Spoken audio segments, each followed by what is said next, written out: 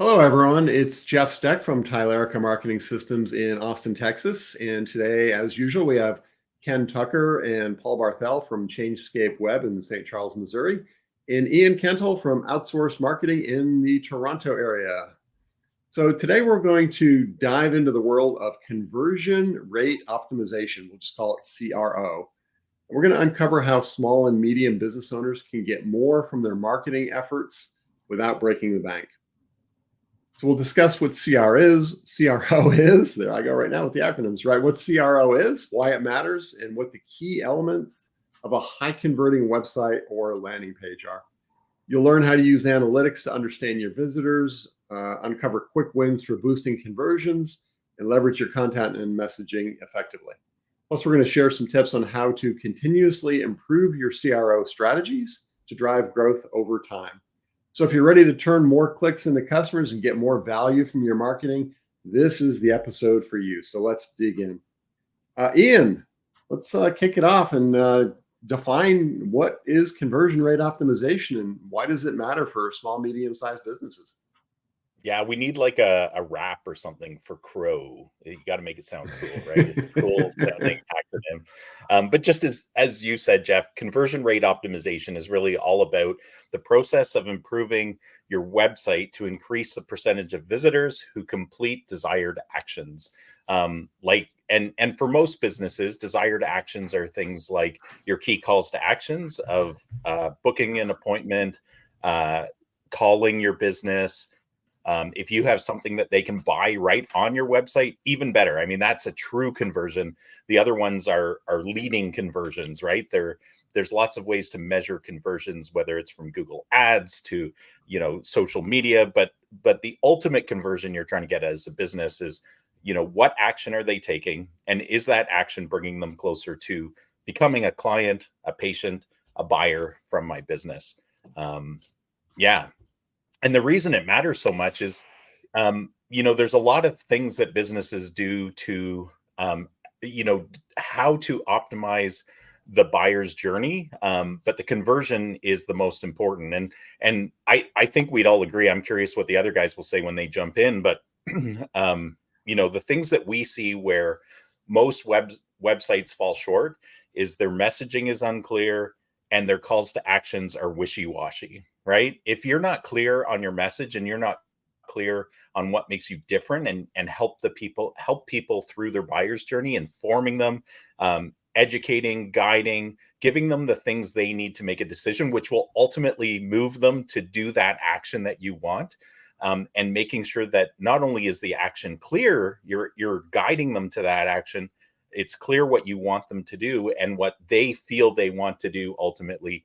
But you're repeating that. You're making it easy. It's at the top of the page. It's bold enough, but then you're asking for it everywhere it makes sense on your website. So not just at the top of your page, but throughout. And the reason it's so important is because that's what impacts your ultimate return on investment, right? Your marketing return on investment related to your website, related to your ads. It's so important. And it also part of improving your conversion rate optimization is experience. So it's not this ethereal idea. It really is rubber meets the road kind of stuff. Mm-hmm. You use the buyer's journey word a couple of times. Websites a lot for sure. But I really think of CRO as, well, conversions in general is anytime you're basically moving somebody from one place in your sales funnel to someplace else, you're converting from one step or one stage in the buyer's journey to another. So yeah, we talk about websites a lot, but there's a lot of other things that go into it too. If Ken and I were talking before we went online about Chamber of Commerce events, right? If you meet somebody at a Chamber of Commerce event and you get them to schedule an appointment with you, that's a conversion of sorts. So I mean, it's all throughout the buyer's journey. The websites, of course, are where we have a lot of impact and control over it. But yeah, it's really.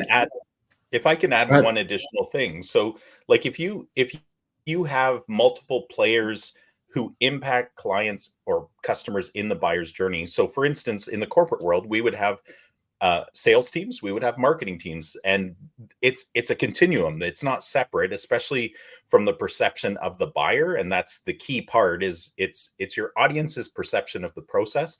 But if you understand at each step of the way of the buyer's journey where those kind of pivot points are of when they can drop off or continue to choose you, those are the critical conversion points that I think are so important. And if you have handoffs, meaning, in a dental practice, you have your marketing qualified leads coming in, but the conversion point that you should be measuring is a whole bunch of steps in the marketing process. But then when that gets handed off to front reception, right, when appointments are booked, when questions are asked, that to me is such a critical conversion. And then what happens after that is another pivotal conversion point. And every single business has these pivotal conversion points where you can measure, are conversions happening at the most important steps of the buyer's journey.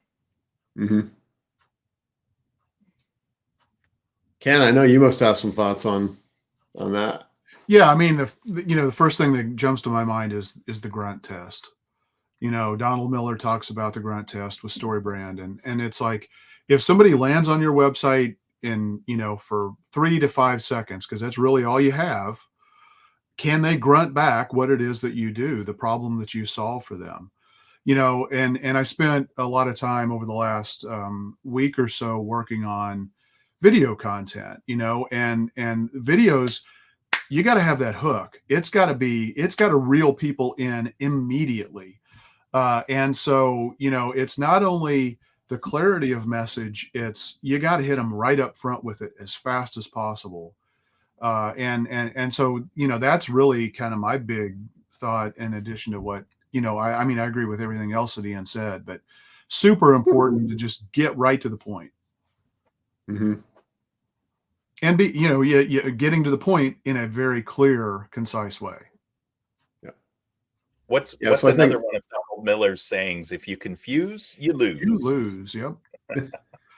Yep. I think the other aspect of bowling balls, and if you ask them to take on too many bowling balls, they can't. juggle so them. every time that it's not clear, you're adding another bowling ball, and it's right. I think, to me, speaking as a former engineer, reformed engineer, I sometimes say, conversion rate optimization brings in a systematic and almost mathematical approach to modeling that buyer's journey and the paths that people take. And when you can do that and you can look at it, then you can improve, right? You can improve every point and strengthen the whole thing along the way. Yeah.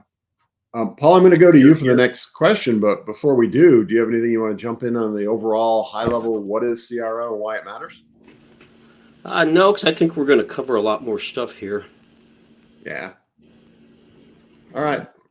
Ian, did you want to say something on this one before we move on? No, I was just going to say you're a recovering engineer. Ken's a recovering, whatever guy, right? He's just recovering. I'm a recovering corporate marketer. Paul, I'm sure, is recovering from something. Everybody's recovering from something. Just be careful. You don't want to leave that blank out there, the recovering, and then people are like, wow. There's other things that It's true. Yeah. All right. Should we move on to the next question then for Paul? Yeah. All right. Paul, you're in the hot seat now. What are the key elements of a high converting website or landing page? Yeah, we've already touched on a couple of them. The clear value proposition, and this should be in your headlines, your subheadings. What problem do you solve? Is that clear? And we offer great customer service is not a differentiator. It's not a value proposition. Have you ever heard any business say, "Hey, we offer terrible customer service"? It doesn't differentiate you. And Ian talked about the calls to action. And if you ever go to Neil Patel's website, he's got a call to action every 2 sentences. And I mean, and I'm sure he has the data. It works because most people don't convert the first time they go to a website, no matter how they get there, whether they find you organically or some kind of pay-per-click. Ian talked about that buyer journey, and you have to kind of guide them through that. And that's where your calls to action come into place, where they are. Like, I think Ian said, wherever it makes sense. And action-oriented language. You have to help guide people through that journey.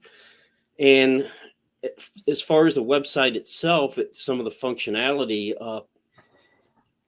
page load speed, load time, mobile friendliness, you would think that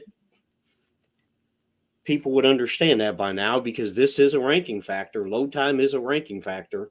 And Google doesn't keep that a secret. And if your load time is horrible, and there's, the different factors I'm not going to get into, but there's different factors that Google uses, cumulative page shift, things like that, which is, page loads and things start moving around. That's a problem if that happens too much.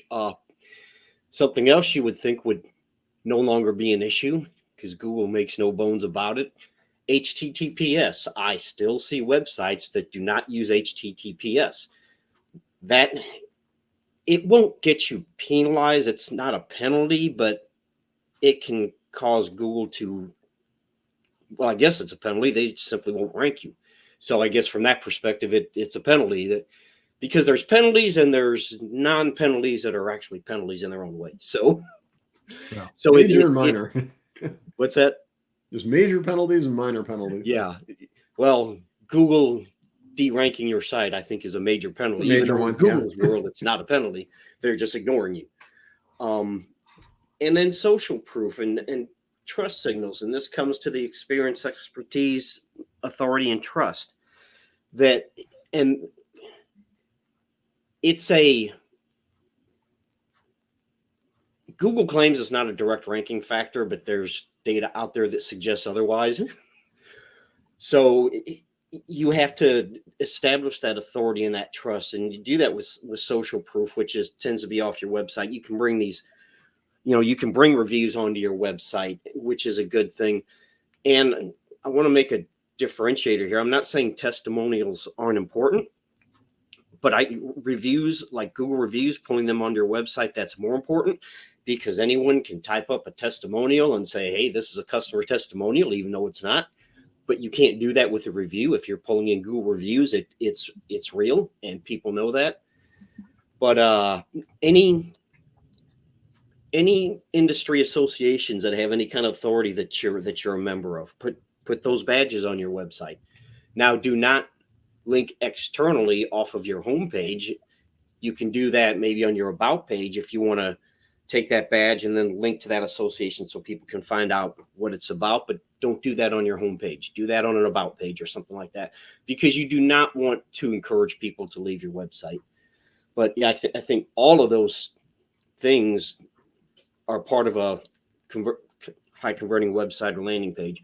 And then again, what's a conversion? Ian said ultimately you want people to buy, but I think Jeff said anything that moves people from one stage of the buyer journey to another could be considered a conversion, and you have to be tracking that. But you also have to make sure you're clear in specifying what your goals are, right? I mean, so correct. Some of that might happen accidentally, but you're still going to get frustrated because it's not defined as what you wanted to have happen. So technically there was a conversion, but it's not the conversion that you were expecting or needed potentially. Mm-hmm. Yeah, I think, the thing to remember is, this needs to be intentionally designed, right? You can't just slap some headlines on a page. You can't just slap some buttons on a page and expect it to be completely effective. It needs to be well thought out. It needs to be planned. And again, you don't take people from, I think, Paul, you've said it before, the proposing on the first date, right? You don't go from meeting somebody at a cocktail party and go, hey, let's go get married. You've got to move. Unless you're in Las Vegas. Unless you're in Las Vegas, then maybe you get away with it. But then that's probably not a long-term customer relationship either, right? So yeah, I think that, intentionality comes into play when you want to really focus on conversion rate optimization, intentionality, and planning it out and recognizing that it's sometimes a series of baby steps. They may happen very quickly. You know, the baby may grow up in a 5-minute web session and go from just, you know, starting to crawl to, you know, running full steam ahead with doing what you want to do. But it's a series of steps to get there usually. Yeah. Anything, Ian, Ken, you want to add before we move to the next question? I don't think so. I think Yeah, no. they're all good points. All right, let's go to Ken for the next one then. Okay. Ken, how can small, medium-sized businesses use analytics to understand and improve conversions? Yeah. So, you know, a couple of things that are fairly obvious is one is, you know, how many visitors are you getting to your website and how many people are actually, you know, filling out a form or placing a phone call or whatever that, you know, doing a download, subscribing to your newsletter, whatever that conversion is that you've defined, you know, that's an important metric. Bounce rates are a little tricky because, you know, sometimes people literally just need to go someplace, get the information quickly, like a phone number, so that they can call you, but they go to the website and they leave right away. So it can be a little bit misleading, but if you're seeing consistently high bounce rates, it's an indication that people are landing on your website or a particular web page or landing page and not having the experience that they expected, and they're going and looking for something else. So that's a red flag kind of a thing that you want to monitor for. You know, as well as, you know, if people are just exiting completely from the website right away. So you want to look for those tools that are easy to implement. You know, Google Analytics is probably and Google Search Console are the two things that, you know, really every website should have. You can have heat map tools like a Hotjar or something like that actually allow you to see the behavior of where people put their cursors on the website, because most people kind of use the cursor to guide where they're reading. And so, you know, you can look at that data and see, you know, if you think, you know, maybe there's an image that people are skipping right over because they just don't care about it, but maybe you thought it was an important thing to help convert.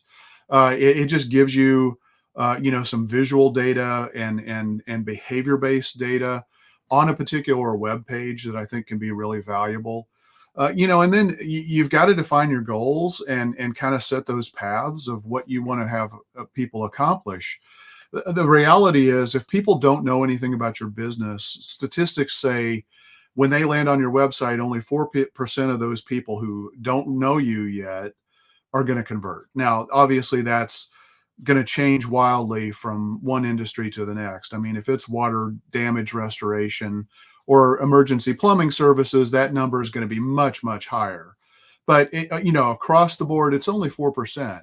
So, you know, for the overwhelming majority of businesses, you got to realize most people are not ready to convert on that first step. You've got to design this path. How are you going to get people, you know, to take that conversion action? Allie Bloyd, who we had on the podcast, you know, last time, you know, she talks about, you know, that you can actually increase up to 15% of people who are ready to take action if you design ads in an intelligent way from a funnel perspective. So if you're running ads for your conversions, you know, Facebook defines it as awareness, consideration, conversion, basically.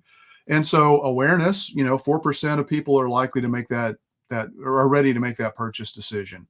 When you move them into consideration, and also, you know, a little bit more in the remarketing after they've already been on your website, you can expand that to maybe up to 15% or an additional 15%. So you really have to map this stuff out. You have to think about it. You've got to define the buyer's journey, you know, and really you in order to really do that, you've got to do marketing strategy to understand what's important to them. What problems do they have? What help are they looking for? What are the things that are going to get them most likely to take action?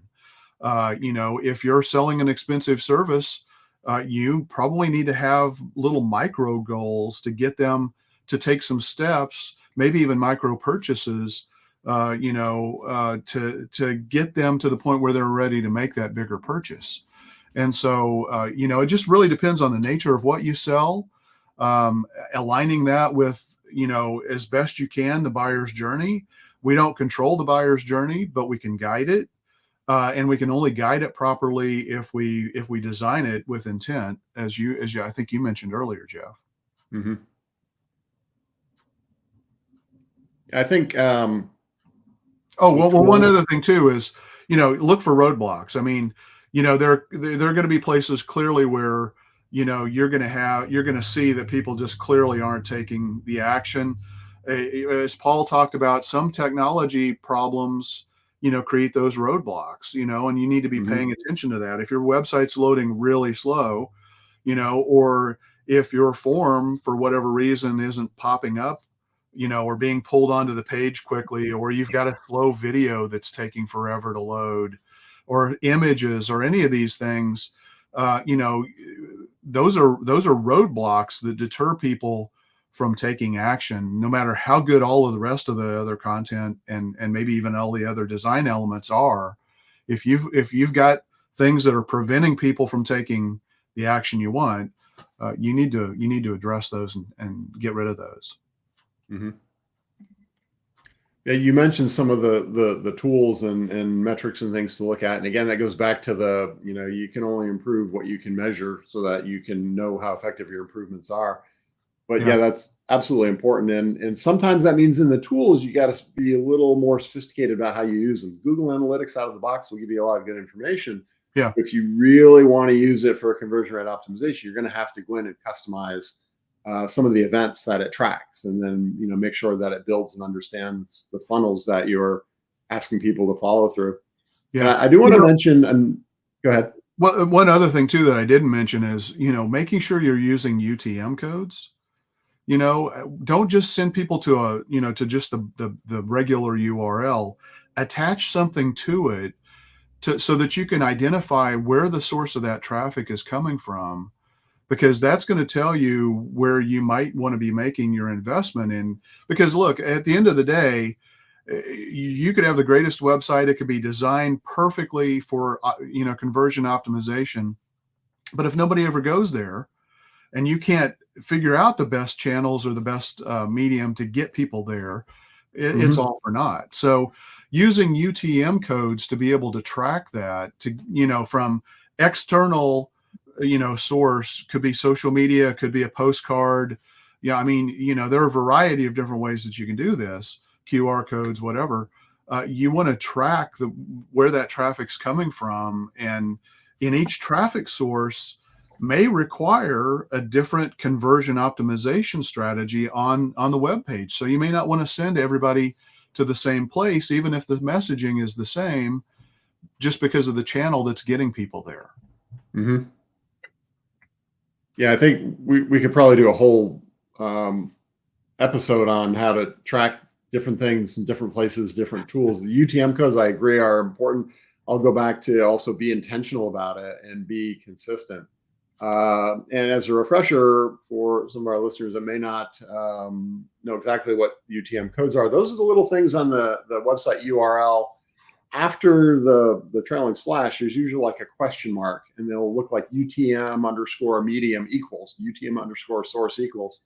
And there's about 5 different levels. The source and medium are the 2 most common ones, but you want to be consistent in how you use them. Don't use email, on one and webmail on another, right? You want to look at what came from my email sources. You have to be consistent about how you call it.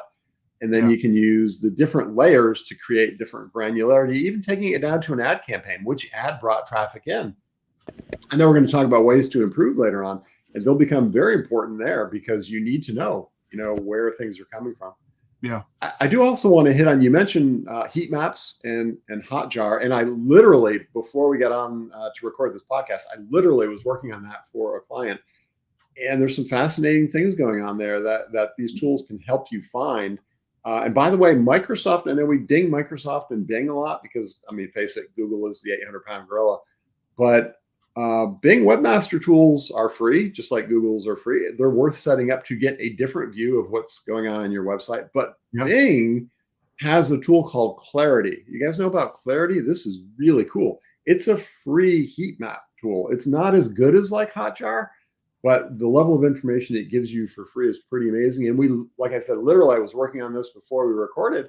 I had a client where we saw on mobile that people were clicking on the page title thinking it was a call to action.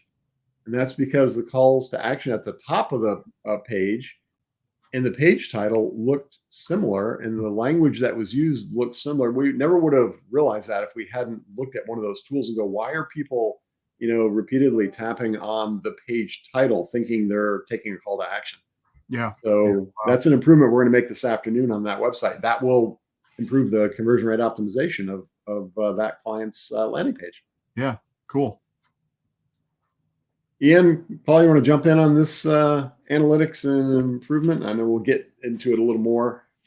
But, No, not really on that, but something I thought of after the last question when I was talking about testimonials. Now, if you can get a video testimonial from your customer, which is not easy to do, but that's powerful. Mm-hmm. So anyway, I just wanted, because I kind of I didn't ding testimonials, but then video testimonials are, because that's a real person. That's a little harder to fake. Social proof, it's all good. And there are tools to help get the video testimonials easily as well. Mm-hmm. So yeah, there's a tool for that. Just an answer to your question, Jeff. I just reiterate what Ken said, like without, and you mentioned this too, like you have to benchmark your conversion rates now and all of your other data. If somebody isn't tracking your data on your website, and this goes, like, conversion rate optimization can happen in your email campaigns, it can happen in everything, right? So if you're not somehow tracking all of this, you're doing all of this activity and you're investing in your marketing, and if you can't benchmark it and then watch it over time and tweak and make improvements like we're talking about, you're at a huge disadvantage to your competitors who are doing this. And quite frankly, you're just throwing spaghetti against the wall and hoping it'll stick rather than using data to inform your decisions, right? Yeah. Yeah. How's our marketing doing? I don't know. Or, well, it depends. I don't know. How many sales have we got? The sales is the end of the funnel. Yeah. And we'll talk about ways to improve things in a second, but if you're not getting all the sales you want, there's many reasons, and working backward up the funnel is one of the things to do.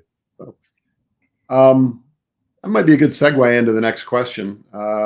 So Ian, let's continue with you. What are some quick wins for improving conversions without a huge budget? Yeah, I think the top of my list, we've already mentioned it. I think Paul or Ken might be going into it in more detail, but optimizing your calls to actions, super important, right? Look at your calls to actions. How are you asking for people to act? How are you setting that up? Really key. Sometimes small language changes, sometimes small changes of the color of your call to action can actually have huge impact. If you're, I originally studied as a designer, and there's beautiful design, right? We all understand beautiful design. We can appreciate it, but beautiful design does not always create the greatest sales impact or conversion impact. Sometimes a glaring red or green button to get people to act gets people to act because it's in their face, right? You don't want to be subtle about these things. And the second part of that is you want to make your call to action beneficial to them, meaning, a lot of times people will say, quote request or something like that. But, things like get your quote now, or get your instant quote now, or, flipping it to the benefit that they're going to get is more important than thinking about the action itself in some ways. And then the next thing is to think about secondary calls to action. So assuming that, Ken talked about stats that most people will not act immediately when they come to your website.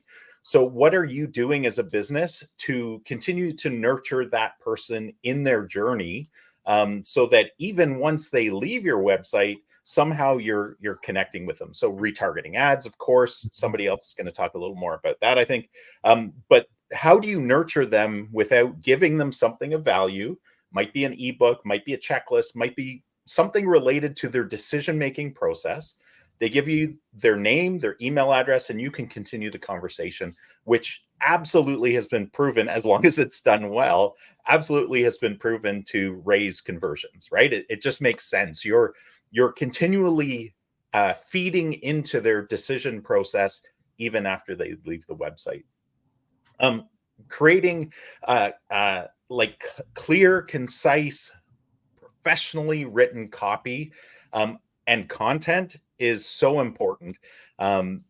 People can tell if, I see it all the time where we do, an informal audit for a prospective client. We look at their website and we're like, you have no content on your website, right? You might have some pretty images. You might have the cool video background. You might, to you, it makes sense. I was on one recently where they created their own term for something. And like, who is that benefiting? If the client doesn't understand that term, they've just made up a really fancy term that nobody knows, right? I've seen that a few times in tech companies. You probably not going to rank for that keyword, huh?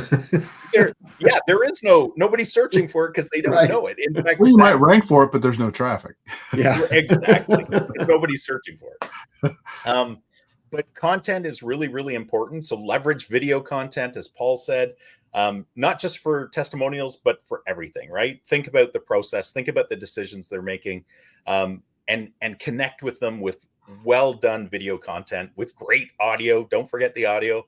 But the content is there to guide, educate, inform, and equip the prospect to make an informed buying decision. That's essentially what you're trying to do. You're trying to, you have all these steps or phases in their buyer's journey. You're trying to create a slide that they can go down as quickly as possible and reduce friction.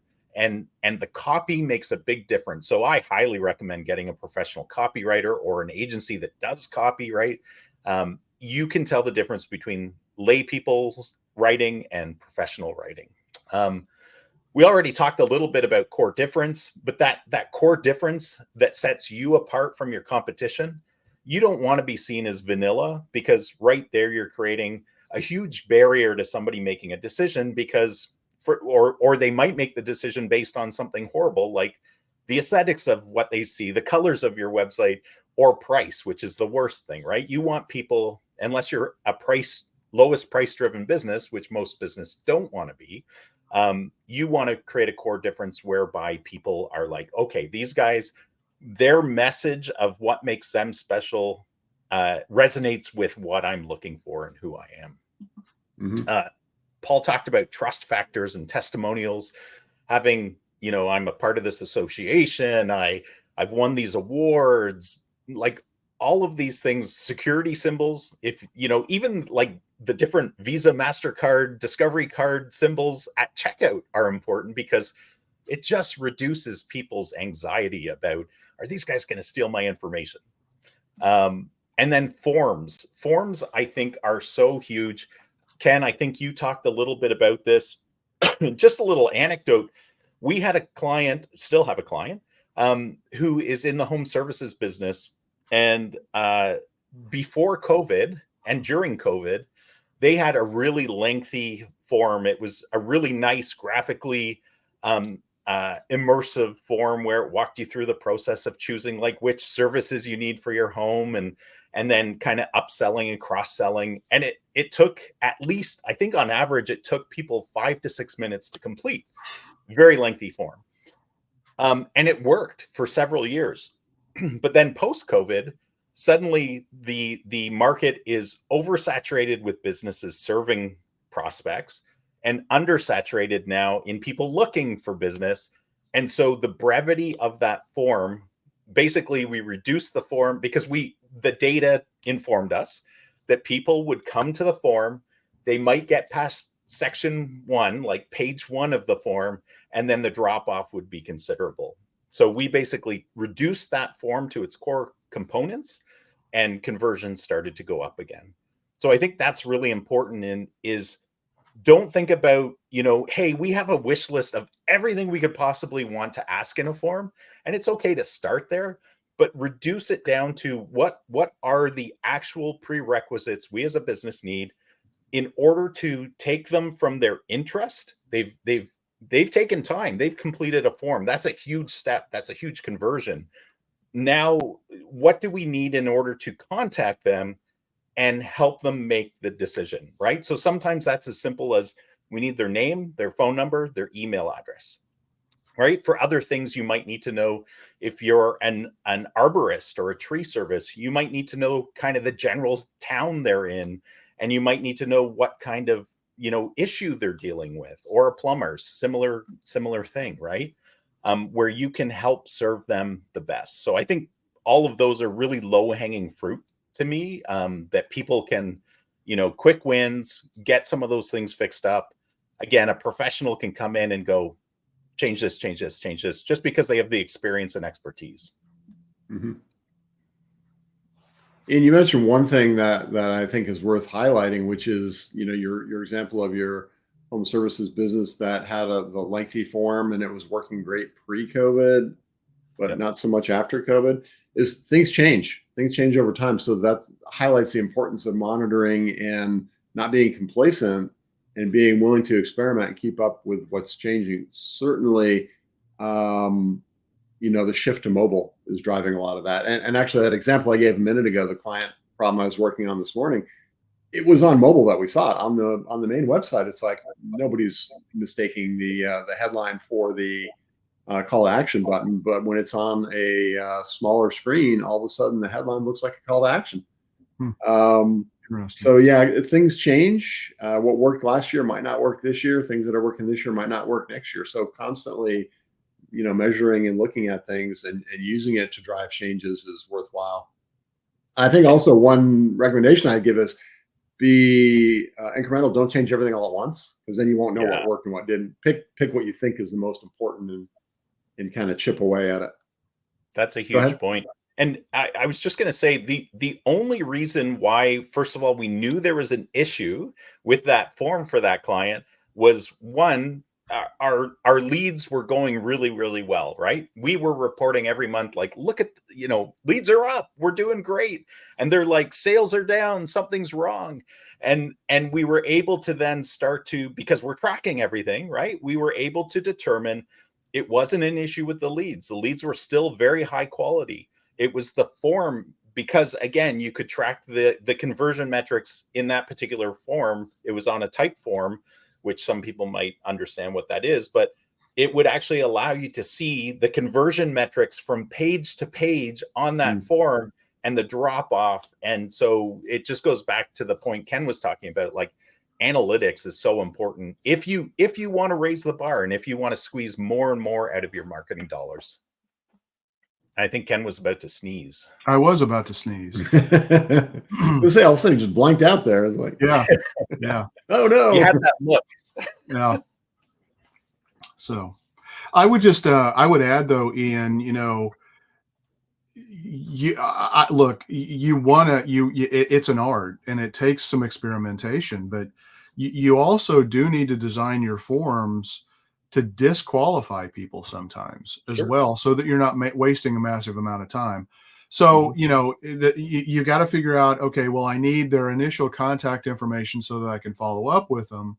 But at the same time, how can I get enough information from them to know that I'm not wasting their time or mine, And so, like the example you mentioned with the arborist, if they put in the form, that they're outside of the normal service area, now, the business can respond in a different way. Instead of getting somebody on the phone to have, a 15-minute conversation, they may just say, I'm sorry, we don't serve that area, and go from there. So. Yeah, Ken, perfect example of that. I worked with a home services business on that exact issue. Their form was too long. We're trying to pare it down, and they wanted to know people's address before the appointment was even set up. I said, well, can't you ask for that on the phone? Because a lot of people are going to go, I don't want to give you my address yet, right? I'm not at that point. You don't have the trust. They haven't worked their way far enough down the know, like, and trust funnel to decide that they want to give you that information. Right. And they said, well, we want to qualify people out that aren't in an area we service. I go, well, can we just do that on the zip code? Do we need the whole address? So Yeah. again, examples of Good point. incremental changes and asking enough to qualify, but not asking so much that you're turning people away. Right. It's that whole date before you marry concept that you were talking about earlier. Ian, did you mention? I'm sorry if I zoned out on this. Did you mention chatbots and live chat? As, I did not. I did not cover that. I think those are, again, making it easy for people to move themselves in a certain sense along the funnel and engage. And I think that's also some low hanging fruit. I know Paul loves live chatbots, right? We get him to chime in on that, but Yeah, they can be interesting. We're battling with one right now. Just make sure you monitor the discussions. Like, some people think it's a set it and forget it technology. It is not a set it and forget. Like, AI can go off the rails so quickly. So you better at least do like these, occasional audits of the conversations it's having. And most chatbots allow you to do like thumbs up and thumbs down for what the chatbot is saying. For you as the administrator, like, you can say, that wasn't a good response, and here is the response we would prefer for the business. Yeah, but again, the whole point of conversion rate optimization is to lead people down the pipe and do it, the funnel, and to do it as efficiently as possible, as effectively as possible. And chat is another way to help people move forward, to let them get information and to ask them things to qualify them and suggest actions for them to take. So, yeah. And it's the new form submission in a lot of cases. Yeah. I mean, a lot of people, they go to your homepage, they don't want to click that contact button. They see that little chat icon down there. They click on it, and they want to get stuff right then and there without leaving that page. And, so if you can at least get them to say, I need to speak to somebody. Okay, what's the best contact information and time of day to reach back out to you? Blah, blah, blah. They answer that. Okay, great. One of our associates will be in contact with you, to see how we can help. That's, people are doing that over filling out a lot of forms these days. Yeah. Remember that movie Yes Man with Jim Carrey? I don't know if you ever saw that, but the whole premise was he had to say yes to everything that came through his life. And it occurred to me as we were talking, like, it would be so funny to actually create like this test AI chatbot where it always says yes to everything somebody brings up and see what the results are. Interesting. It may have high conversion, but not good conversion. Yeah, probably. Yeah. Let's see, Ian, you hit on content a little bit. Ken, let's jump over to you and go into content a little deeper. What role do content and messaging play in driving conversions? Well, I think it's huge. Your headlines, not only do they play an important role from an SEO perspective, but it plays a really important role in adding that clear communication to what it is that you do. I mentioned hooks earlier. Honestly, I think one of the things that I think an underutilized tool that people don't take advantage of is running paid ads, because paid ads are the easiest way. They may not be necessarily the cheapest way, but in the long run, they probably are cheaper when you take this strategy. Use your paid ads, because the paid ad platforms give you great facilities for doing variations of that ad. Running different combinations of headline with, body copy, with the creative, the visuals, whether it's pictures or video, and using that to dial in what is getting the best response. I'm constantly amazed when we run Facebook ads for clients. Pictures that I think are going to perform really well are very often the pictures that perform mediocre, or maybe even the worst, and that there are other pictures that perform a whole lot better. And so it's really interesting to, how does that translate, to conversion optimization on your website? Well, Now you know that maybe the image that you thought you had in the hero image section at the very top of your page, maybe that doesn't really resonate or tell the story that you thought it was telling to people. And you know that because, people didn't respond to it when they were seeing it as an ad put in front of them. So you can use a picture, that picture or a similar picture, to improve, the hero image of your website, for example. Headlines, what ads are performing better? Do people want to see testimonials? Do they want to see, the how you're solving the problem? Do they need to see a combination? All of that is going to roll into what maybe you decide to put on your landing page. We have good best practices that tell us certain things that we should be putting on there, but ads give us some really sophisticated tools to be able to check that out and test that out. The emotional appeal of the way we write something. I'm a huge fan of using problem, focusing on the customer's problem and using their language and focusing the content that you have on how you solve their problem. What are the benefits to them of solving the problem? It's really easy for all of us working in our own businesses to fall into the feature trap. We get seduced by the features that we think we offer sometimes, and that's the language we frequently default back to. And features don't necessarily solve problems. Because there may not be that connection in your potential customer's mind that this feature solves this problem. But if you use problem language, you kind of eliminate that. And I think that, a lot of people make the mistake of listing features and not addressing, the problems and the benefits. Marketing is ultimately about transformation. People need to be able to visualize, on your website, it could be a PDF that you mailed to them or a postcard. They need to take that piece and they need to be able to visualize what their life is going to be like if they work with you. Are you going to be solving their problem? Will they get the best looking house in the neighborhood? Is the hassle of weekly yard maintenance taken care of? What is the big problem that they want to address? So I'm a really, really big believer in that. And, a lot of the part we've talked in the past, a lot of people hire people to do point solutions. I'm going to hire somebody to do my social media advertising. I'm going to have somebody do my website. I'm going to have somebody do my postcard or my email campaigns. Well, when you do that, I guarantee you 99% of the time, you're missing the cross-pollination of what one channel is telling you and how to improve another channel.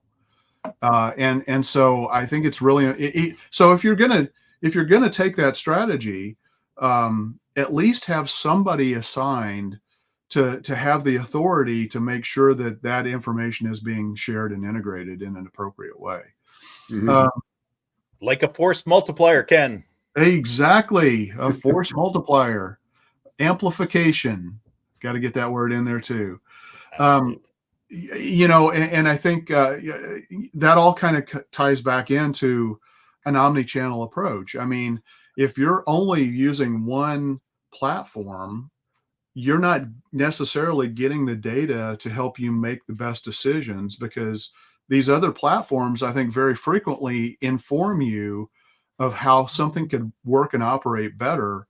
But if you're not taking advantage of that, you're missing the opportunity that you could apply to the one platform that you decided to go with. So omni-channel is, I think, always important if you can afford to do it, because there are just so many benefits to it.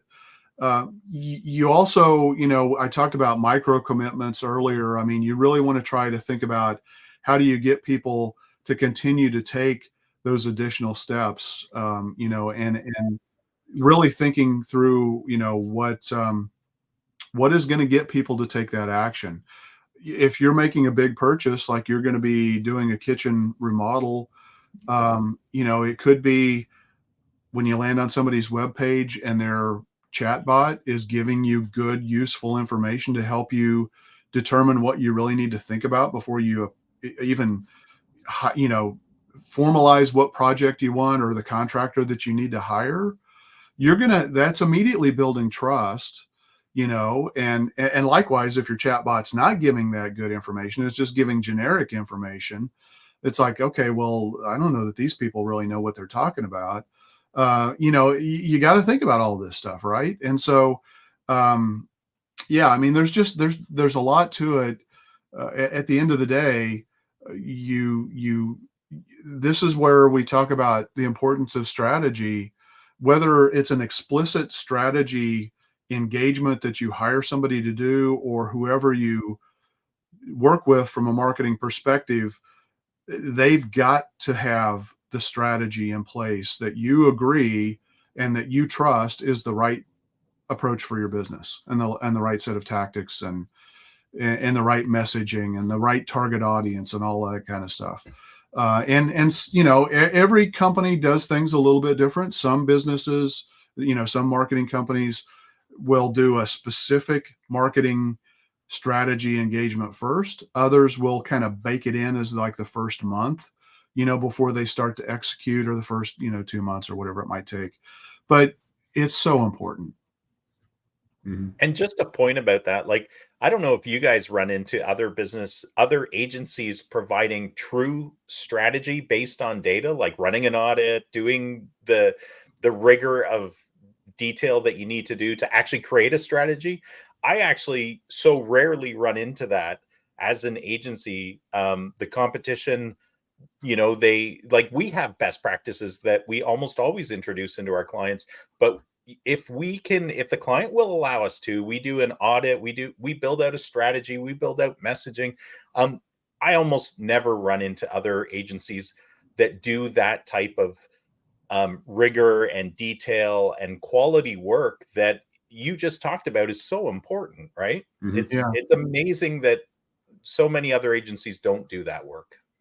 And for our listeners and viewers, it sounds like it's an extra expense, and on the front end, yeah, maybe it is, but it also gives you a great way to make sure that you are comfortable with the company that you're going to be making bigger investments with. And I mean,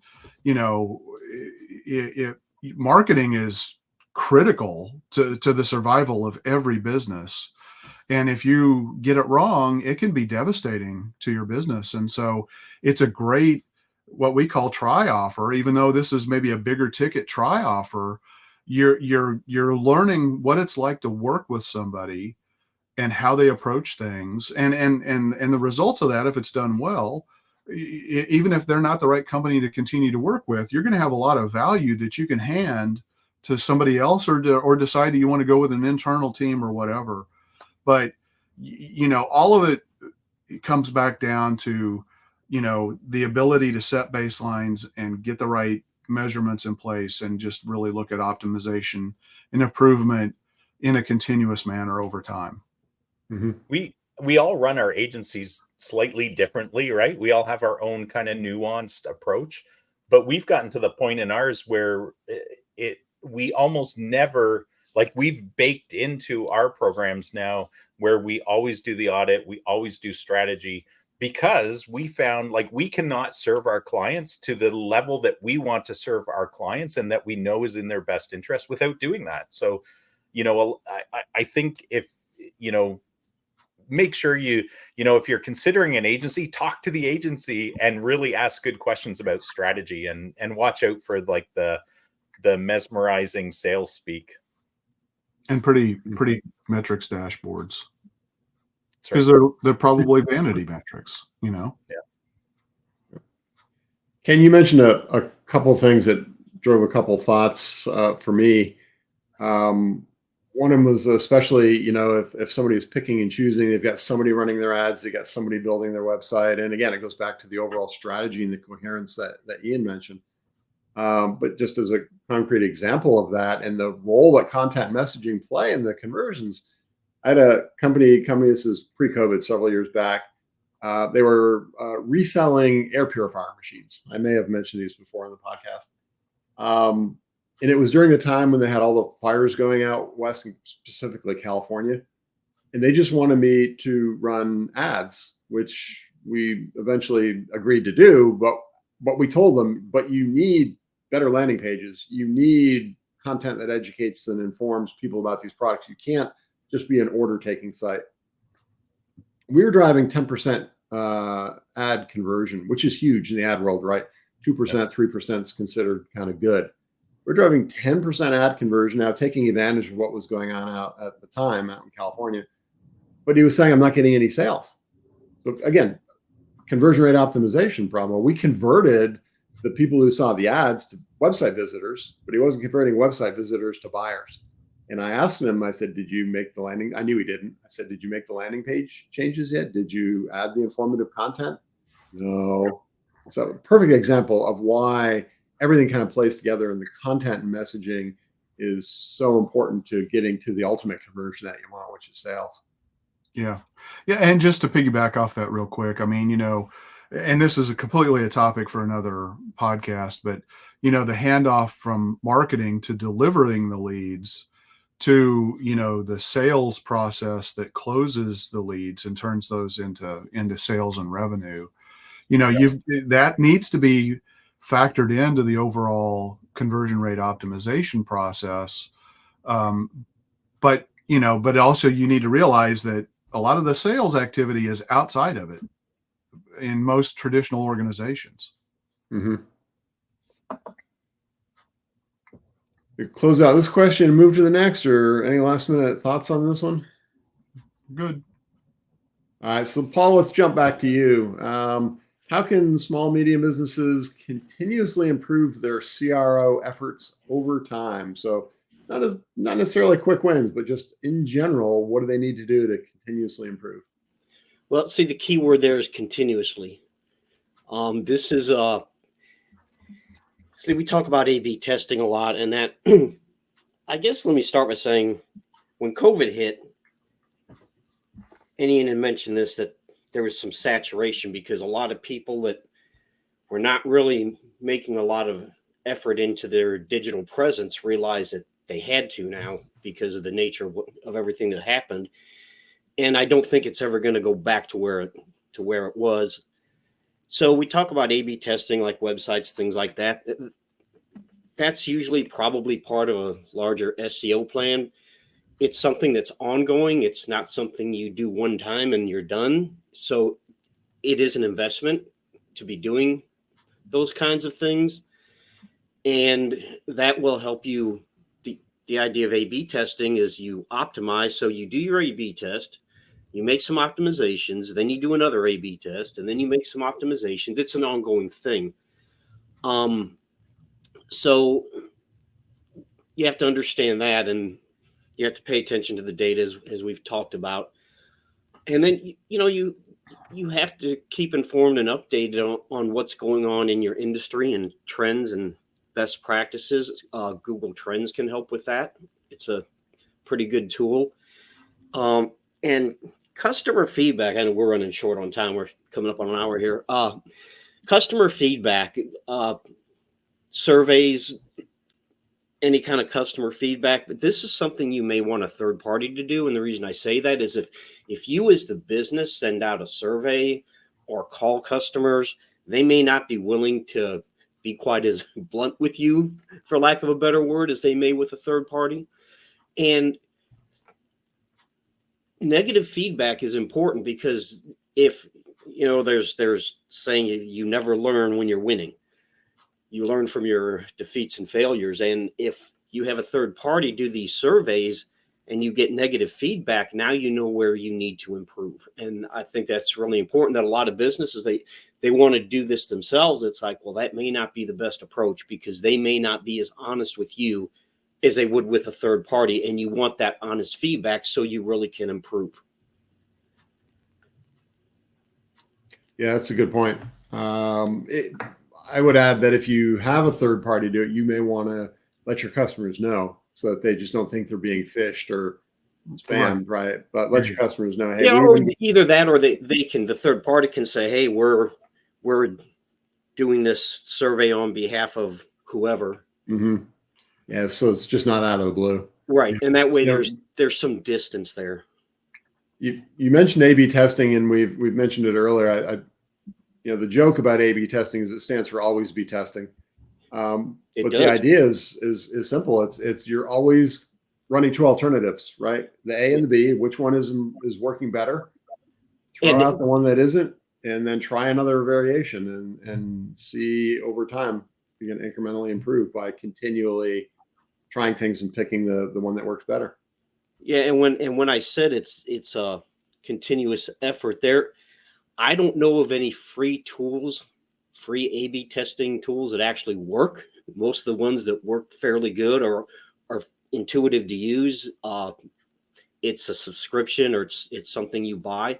I'm sure there's free ones out there. I see like Google Optimize. I think it was last year, probably a year ago at this point, that it was never the easiest thing to use, and now it no longer exists. So if you were using Google Optimize, you're not using it anymore because they put it to bed, put it in the grave. Yeah, Google is very good about, they are A/B testing, right? They're very good about constantly trying things and seeing what people like and what they don't work, and then putting it to bed, as you say. There's a lot of things that Google has done over the years that don't exist anymore. Yep. Yep. But yeah, I mean, ultimately it comes down to know your numbers, look at the numbers. What are the numbers telling you?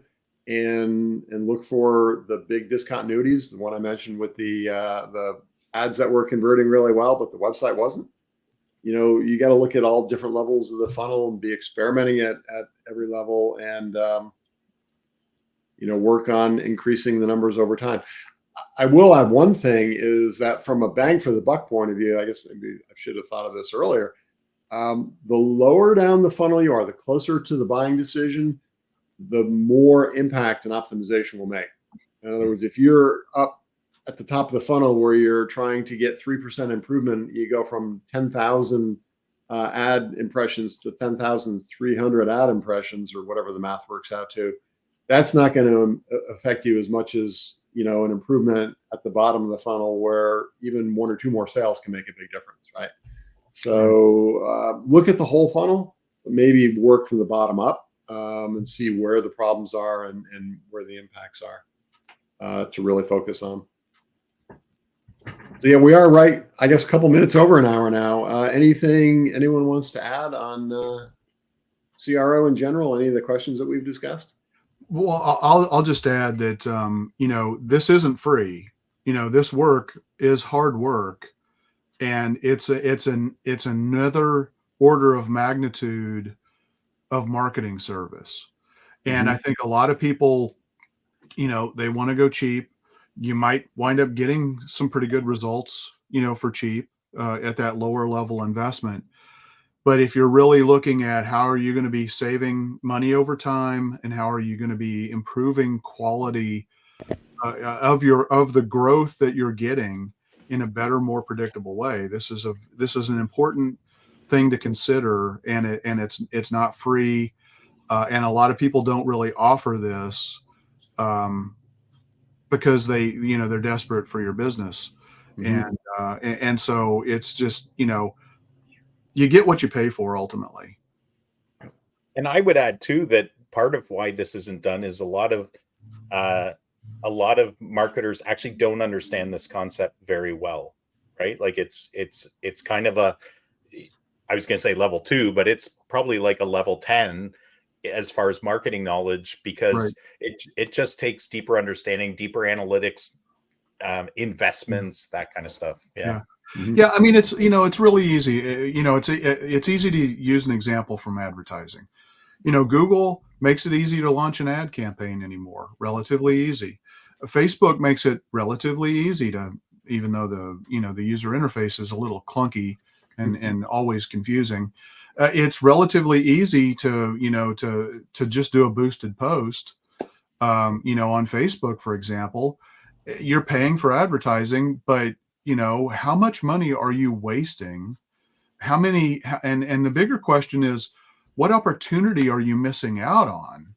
Because the opportunity cost is something that almost no business decides to measure for whatever reason. Opportunity cost is massive. It's probably bigger than what the wasted money you're spending in almost every scenario that I can think of. So, it's a lot. It's easy to build a website. There are a lot of technologies that allow you to stand up a website very easily. Standing up a good website's not so easy. Mm-hmm.